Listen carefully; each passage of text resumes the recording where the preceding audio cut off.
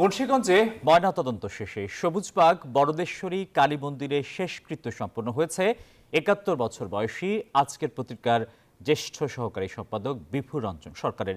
গত বৃহস্পতিবার রাজধানীর সিদ্ধেশ্বরীর বাসা থেকে বের হওয়ার পর মুন্সিগঞ্জে মেলে তার মরদেহ। আজ নেই দীর্ঘ ৫ দশকের সাংবাদিকতা জীবনের ব্যস্ততা, নেই সত্য লিখে বেঁচে থাকার শঙ্কা, নেই আর্থিক টানাপোড়েন, হিসাব নিকাশ, জাগতিক কোনো চিন্তা ভাবনা বা পত্রিকার কোনো কাজও নেই।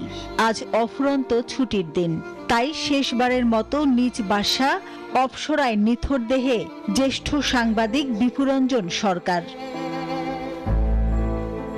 শনিবার বিকালে রাজধানীর সিদ্ধেশ্বরীর বাসায় গুণী এই সাংবাদিককে শেষ বিদায় জানাতে আসেন স্বজন, সহকর্মী ও বন্ধুরা। ছুটে আসেন ভক্তরাও। যখন ঢাকা বিশ্ববিদ্যালয়ের ছাত্র ছিলাম তখন ওনার লেখা পড়তাম।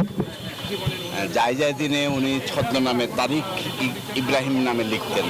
তারা বলেন, দীর্ঘ ৫০ বছর দেশের জন্য লিখেছেন যে বন্ধু, তার পরিবারের পাশে যেন দাঁড়ান সাংবাদিকরা।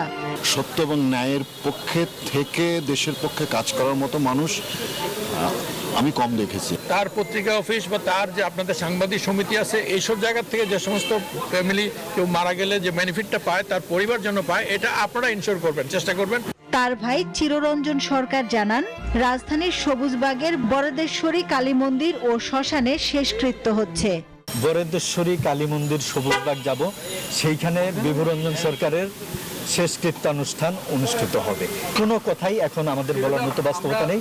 এর আগে মুন্সিগঞ্জ জেনারেল হাসপাতালের মর্গে পুলিশ ও স্বজনদের উপস্থিতিতে ময়নাতদন্ত সম্পন্ন হয়।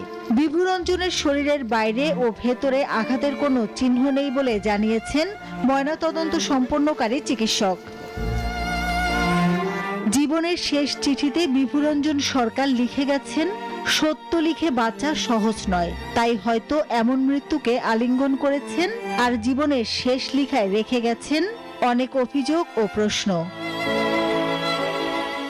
মাসুদা লাবনী, নিউজ 24, ঢাকা।